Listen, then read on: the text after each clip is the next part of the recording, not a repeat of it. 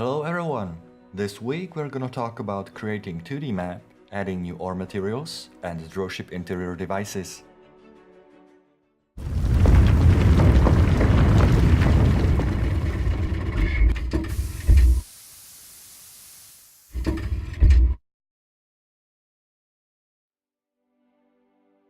Hello and welcome to another Volcanoids Dev Diary. The main map is set, and now we want to focus on the gameplay itself. We started with setting material spawn locations and equally distribute them all over the island. Then we placed landing sites and used a simple soil model to create parking platforms. Final adjustments was adding basic area colliders to make sure player won't get into a location without proper equipment. Island is now ready, and we can use it as a starter point for the 2D map. First, we placed landing sites and their numbering, then set the connections between nodes, and finally marked important locations. Yellow triangles are the main quest objectives that player has to do in order to win the game.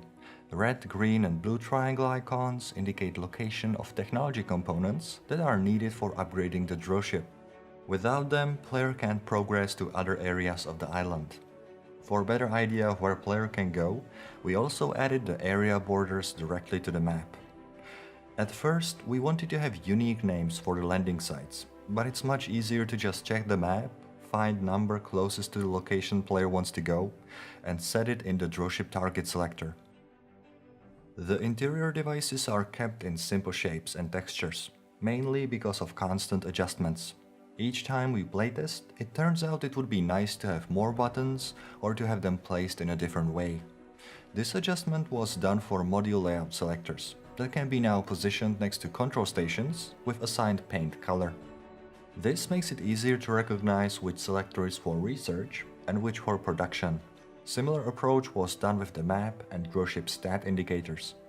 This way, player can now have captain stack anywhere rather than being stuck at the front of the dropship. When testing the progression, we realized that there will have to be more ore materials. The map didn't encourage player to travel that much, and Tech Tree had only few levels. Now there will be common and rare ore, each having 3 tiers. Common material is placed on the island, while the rare can be found only in caves or close to lava pools. Rare material spawns only after volcano eruption. By adding this, traveling became frequent and Tech Tree got way more interesting. With increased complexity, we also had to update the testing maps. Next to new ore deposits, maps now contain quest objectives as well.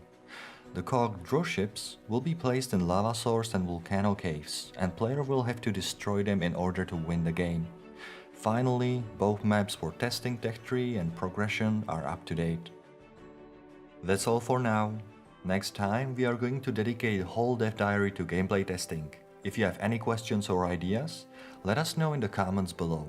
Also, feel free to sign up for alpha testing, the link is in the description. Thank you for watching and see you next time.